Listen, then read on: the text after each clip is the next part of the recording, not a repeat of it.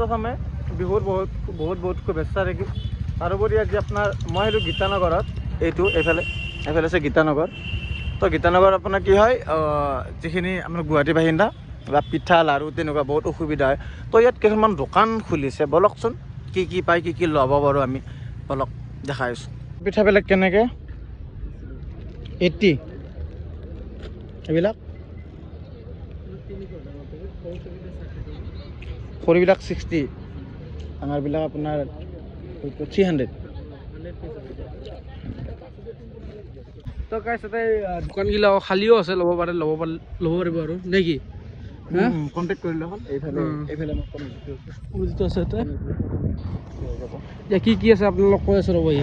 চাই পিঠা লাড়ু চালোঁ, পিঠা চালোঁ। অঁ তো ভালেই হয়, লোকেল হয়। এইটো এনেকুৱা না মেচিনত বনোৱা নহয়, লোকেল পিঠা। দৈও আছে, দৈ মিঠাই গোটেইখিনি পাই যায়। বলকচোন আমি ইয়াতে আৰু কি পাওঁ চাই দিওঁ। এইফালে আপোনাৰ আছিলে পৰ্ক আইটেম, আপোনাৰ এইটো ধেমাজিৰ পৰ্ক আইটেম হয়।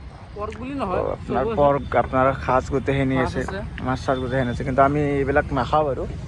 তো এইটো কাৰণ ওচৰত নগ'লোঁ, চালোঁ নগ'লোঁ আৰু নুসুধিলোঁ।